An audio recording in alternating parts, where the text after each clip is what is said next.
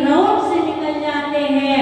हम लोगों की वेशभूषा और हमारी सादगी को देख करके लोग प्रणाम करने लगते हैं, हाथ जोड़ने लगते हैं। और वही जगह पर यदि कोई बच्ची अपनी वेशभूषा को, अनर्गल वेशभूषा को, गंदे वस्त्र पहन करके निकलते हैं तो लोग उसी व्यक्ति के लिए वासनाओं की निगाहों से क्या करने लगते हैं, देखने लगते हैं। क्या हमारी दृष्टि यदि खराब होती है तो उसमें कहीं ना कहीं हमारा खुद का भी उसमें कुछ न कुछ अंश होता है। तब जाकर के दूसरे के सामने वाले के क्या होते हैं, परिणाम खराब होते हैं। और यदि हमारी वेशभूषा अच्छी है, पहनना ओढ़ना अच्छा है, तो कहते हैं कि वही वेशभूषा को देख करके यदि किसी के परिणाम खराब हो रहे हैं तो वो परिणाम भी क्या हो जाते हैं, अच्छे हो जाते हैं। एक बच्ची थी, वो आती है थाने में आकर के रिपोर्ट लिखाती है, और जैसी रिपोर्ट लिखाती है जो थाने वाला था, जो वहां का थानेदार था, उसने रिपोर्ट लिखी, लेकिन उसने कहा, सारी बातचीत सुनी, सारी बातचीत को समझा, सारी बात को जाना, क्या हुआ, कैसे हुआ। उसने कहा कि वो लड़का बहुत बदतमीज है, जो मेरे साथ छेड़खानी करता है, मेरे साथ बहुत सारी बदतमीजी की है। कौन सा लड़का है, कल उसके साथ आना, उसे लेकर के आना। और जैसे कहते हैं कि वो लड़की जो है दूसरे दिन उस लड़के को लेकर के जाती है, उस लड़के को बुलाया जाता है। वो लड़का जब थाने पहुंचता है, उस लड़की को देखता है, थानेदार उससे कहता है कि भाई तूने इस लड़की को छेड़ा था। अरे बोले, मैं इस लड़की को जानता ही नहीं, मैंने इस लड़की को देखा ही नहीं है। ये लड़की झूठ बोल रही है क्या? उस लड़की से कहा कि तू झूठ बोल रही। नहीं सर, ये लड़का मेरे बहुत परेशान कर रहा था, बहुत छेड़ रहा था। जेलर ने पूछा, यह तो लड़का सही बोल रहा है, यह लड़की सही बोल रही है, लेकिन दोनों सही बोल रहे हैं तो समझ में बात आती नहीं है। समझ में नहीं आया, निर्णय कैसे करें, आखिर सही कौन बोल रहा है, गलत कौन बोल रहा है। थानेदार ने कहा कि तुम एक काम करना, कल जो वस्त्र पहन करके आई थी, जिस वस्त्र को पहन करके इस लड़की ने तुम्हें छेड़ा था, वही वस्त्र पहन करके आना, वही वेशभूषा में आना। और कहते हैं कि दूसरे दिन उस लड़के को बुलाया गया, उस लड़की को बुलाया गया, और जैसे उस लड़की और लड़की को बुलाया गया, वो लड़का उस लड़की को देख करके तुरंत उछलने लगा, कूदने लगा। हाँ सर, इस लड़की को मैंने छेड़ा था। देखा सर, मैंने कहा था ना, मैं झूठ नहीं बोल रही हूँ, ये लड़का झूठ बोल रहा है, इसने मुझे छेड़ा था, आज कैसे बोल रहा है। जज ने, ये थानेदार ने उस लड़के को तो छोड़ दिया, लेकिन उस लड़की को इतना डांटा और इतना फटकारा कि तुम्हारी ऐसी वेशभूषा को देख करके किसी के भी परिणाम बिगड़ सकते हैं, किसी के भी परिणाम खराब हो सकते हैं। और आनंद आज के बाद तो ऐसे पारदर्शी वस्त्रों को पहन करके मत घूमना। आज हो ही गया है कि हम ही अपने बच्चे को छोटे छोटे से, इतनी बड़ी बड़ी बच्चियां, पहले छोटे छोटे बच्चे होते थे, उनको भी हम फुल पैंट शर्ट पहनाया करते थे और अच्छे वस्त्र पहनाया करते थे। आज छोटी सी बच्ची होती है, हम उसे शॉर्ट कपड़े पहनाते हैं, छोटे छोटे से कपड़े पहनाते हैं। और वही बच्ची की जब आदत हो जाती है वो छोटे वस्त्र पहनने की, तो बाद में उस बड़ी बच्ची होने के बाद हम उसको बोलते हैं ऐसे वस्त्र मत पहनो, तो वही बच्ची कहती मम्मी आप किस जमाने में जी रही हो, अभी जमाना क्या हो गया है, बदल गया है। क्यों? क्योंकि अब आपने उस वैसे वस्त्रों की आपने क्या लगा दी है, क्या लगा दी है, आदत लगा दी है। अब आदत लगने के बाद में आप अब कहें कि बड़े होने के बाद उसके वस्त्रों को क्या कर दिया जाए, चेंज कर दिया जाए, तो चेंज होते नहीं, अब वो होने वाला नहीं। इसलिए सीता, मैना, अंजना जैसी महान सतियां इस पृथ्वी पर हुई हैं, जिन्होंने वस्त्र पहने किसके लिए, तन दिखाने के लिए नहीं, किसके लिए, तन ढकने के लिए वस्त्र पहने। और आज का दिन कह रहा है कि आप कितने भी व्रत कर लेना, कितने उपवास कर लेना, यदि आपके अंदर ब्रह्मचर्य नहीं है, ब्रह्मचारी का मतलब ये नहीं कि आप बाल ब्रह्मचारी ही रहे, ब्रह्मचारी का मतलब है कि सुधार संतोष। यदि आपके पास स्त्री है तो आप अपनी स्त्री स्वरार, अपनी स्व स्त्री में क्या रखें, संतोष रखें। एक महिला थी राजस्थान में, वो मेरे से पूछी, बोले माता जी हर चीज के लिए क्या कहा है, सुधार संतोष, मतलब पुरुष के लिए कहा है, क्या कहा है, अपनी स्त्री में संतोष रखो, क्या महिलाओं के लिए कुछ नहीं कहा? मैंने कहा वहां पर जो लिखा है वो स्त्री के पुरुष के लिए लिखा है, वो पुरुष समझे, और जो पुरुष के लिए लिखा है वही स्त्री को भी समझना चाहिए। यानी कि अपने पति में संतोष रखना ये भी ब्रह्मचर्य है, अपनी स्त्री में संतोष रखना ये भी क्या है, ब्रह्मचर्य। नहीं तो किसी ने कहा कि तुम मोबाइल और मैं तुम्हारी सिम, तुम मोबाइल और मैं तुम्हारी सिम, तो बीवी कहती है कि आजकल से मैं तुम एक मोबाइल में दो होती है, एक बंद होती तो दूसरी चालू हो जाती है। उन लोगों ने तो अभी एक स्टेटस बना लिया है कि जैसे कभी एक गाड़ी के पीछे नहीं रहना चाहिए, एक गाड़ी छूटती है तो दूसरी गाड़ी उसके पीछे से आती है। लोगों ने ये सोच लिया एक लड़की जा रही तो जाने दे, उसके पीछे दूसरी खड़ी है। जो कहते हैं ऐसे हमारी ब्रह्मचर्य की सुरक्षा नहीं होती है। यदि हम आज उत्तम ब्रह्मचर्य व्रतों को धारण नहीं कर सकते, इस उत्तम ब्रह्मचर्य जो मन से, वचन से, काय से, रूप से, शब्द से, आज देखना यदि आपके लिए कोई एक्टर पसंद है तो आप क्या करते हैं, उसकी तस्वीर, बहुत बड़ी बड़ी तस्वीर जो है हमारे बेडरूम में या हमारे बैठक रूम में हम उसको क्या कर लेते हैं, लगा लेते हैं।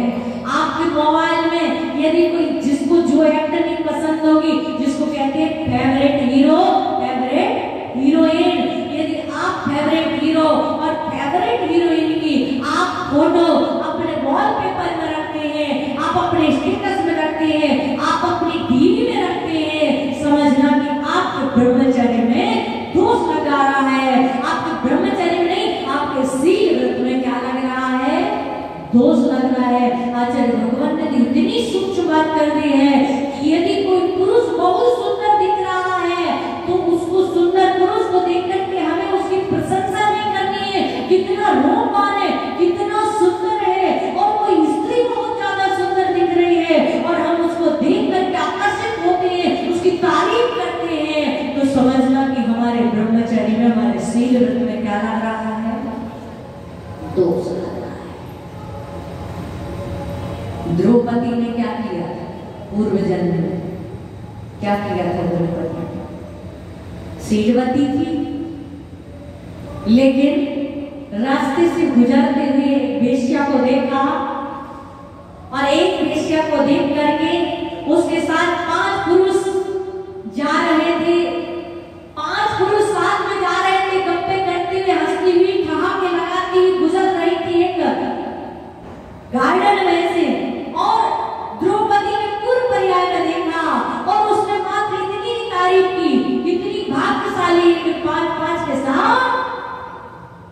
चढ़ रही है, घूम रही है। मात्र इतना विचार आया था और इतना विचार आने मात्र से क्या हुआ? 5 पति नहीं थी, शीलवती थी और अर्जुन की ही धर्म पत्नी थी। लेकिन उसके बावजूद भी आपने वैष्णव संप्रदाय में सुना होगा कि पांचाली 5 पतियों की पत्नी, वो 5 पतियों की पत्नी नहीं थी, बल्कि जब अर्जुन ने धनुष बाण से मीन का क्या किया था? भेद किया था। कहां देख करके? ऊपर देखा, तीर नीचे लगाया और जैसे ही मीन का क्या किया उसने? भेदन किया।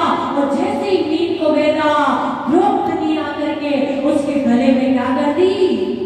क्या कर दी? बरमाला डाल दी। और जैसे ही द्रौपदी ने बरमाला डाली, एकदम उसी समय हवा चली। और जैसे ही हवा चलती है कि फूलों की जो माला थी, बरमाला थी, वो उड़ करके क्या हो जाती है? बिखर जाती है। और 5 भाई लाइन से खड़े हुए थे और 5 भाइयों के ऊपर वो फूल जो है उड़ जाते हैं। इसलिए उसके लिए दोष लगा। क्या दोष लगा? 5 पतियों के बरमाला डालने का दोष लगा।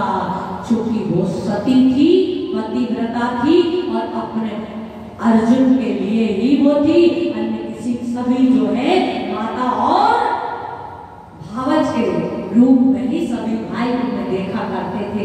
लेकिन ऐसा हमने पढ़ा है, सुना है कि उसका अर्थ मात्र इतना ही समझना कि उसने मात्र क्या किया था?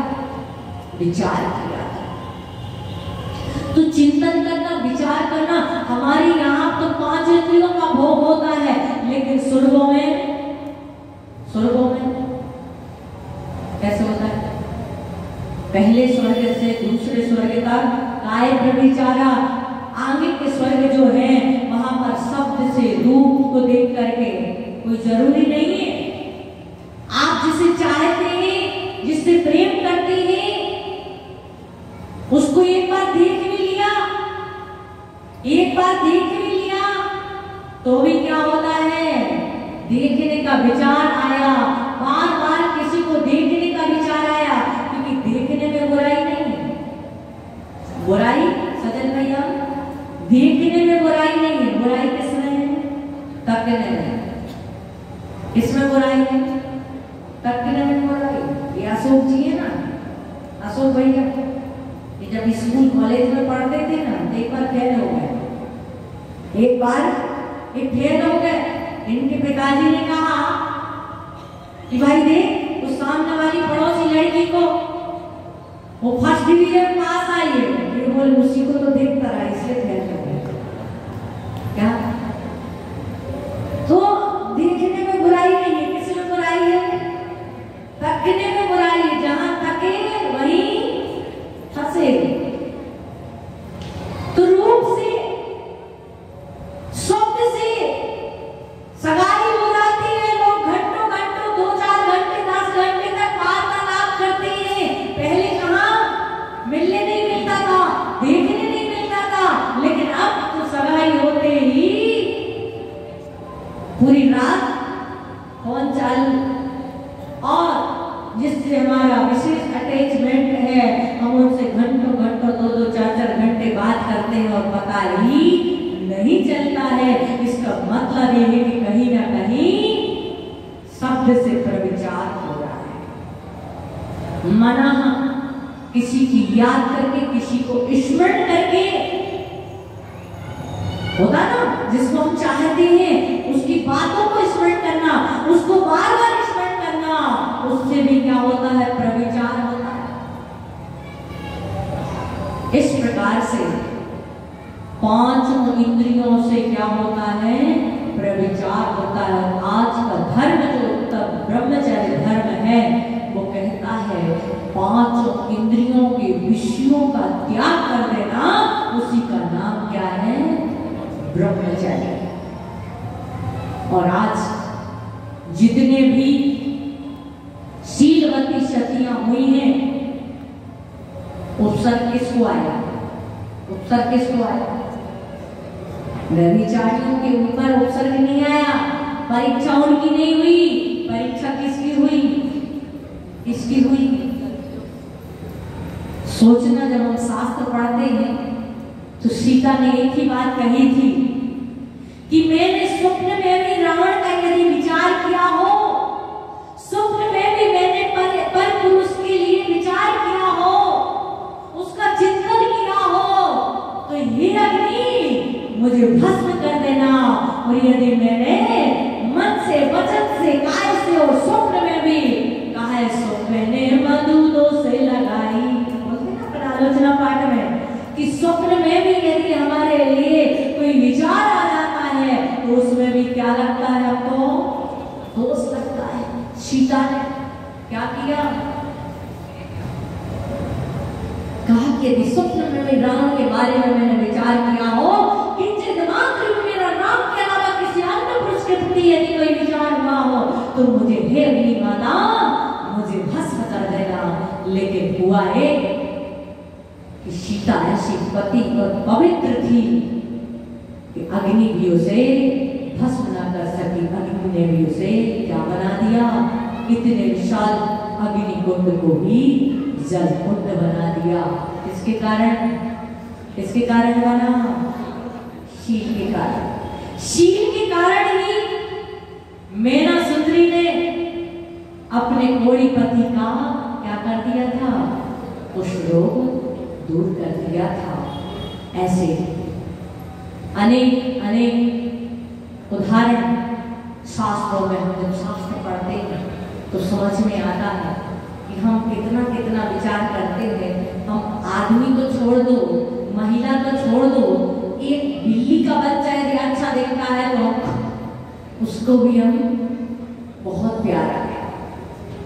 यदि हमें कुत्ते का पेटा भी अच्छा दिखता है तो हम उसकी भी तारीफ करने लगते हैं। तो कहते हैं यदि त्रियंच को देख करके भगवती आराधना में लिखा है कि यदि आप त्रियंच प्राणी, चाहे वो गुलाब का फूल ही क्यों ना हो, यदि हम उसको देख करके प्रसन्न होते कि कितना सुंदर, कितना अच्छा, तो निश्चित ही कहीं ना कहीं उससे हमारी क्या जुड़ी है? वासना जुड़ी है। और वही वासना एक दिन हमारी वो क्या कर देगी? उस गति में पहुंचाने के कारण बन जाएगी। इसलिए शब्द जो है, भाव जो है, विचार जो है, सोच समझ के हमें करना चाहिए। जिसकी हम तारीफ कर रहे हैं एक दिन हम उस रूप ही क्या हो जाए? उस गति। क्यों? क्योंकि आपको वो गति, वो चीज क्या लगी? प्रिय लगी। और एक दिन आप क्या बन जाएंगे? उसी पर्याय में चले जाएंगे। ऐसा हमने शास्त्रों में पढ़ा है कि भूमिराज थे जिन्हें खरबूजा किसी ने चढ़ा दिया, और खरबूजा चढ़ाया और जैसे ही चढ़ाया समाधि चल रही थी, सब चीज का त्याग था, लेकिन खरबूजे खाने का भाव आ गया, मर करके खरबूजे में क्या बन गए? कीड़े बन गए। उसी जाति के कीड़े बन गए।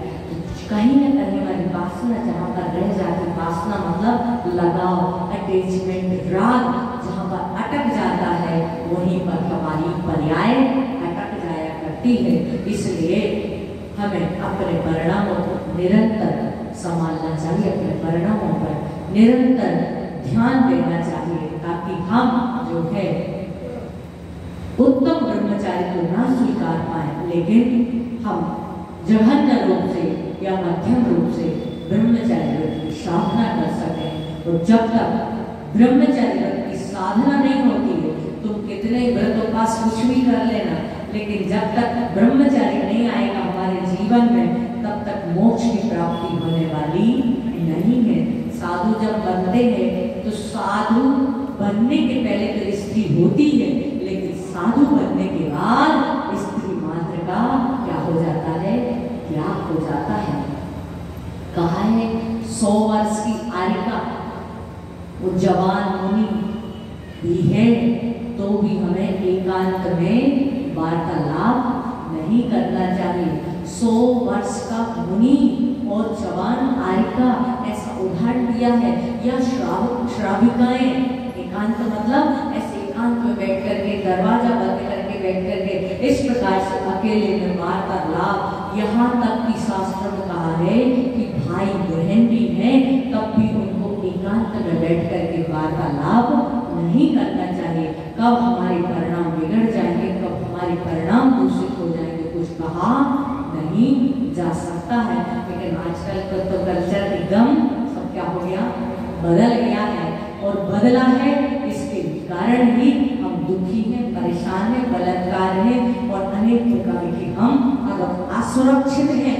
और यदि हम वो बदलाव ना करके जो हमारा प्राचीन भारतीय संस्कृति का कल्चर था उस कल्चर को अपनाते हैं तो आज भी हम क्या है, सुरक्षित हैं और व्यवस्थित हैं। समय आपका हो रहा है, वो भगवान हमारे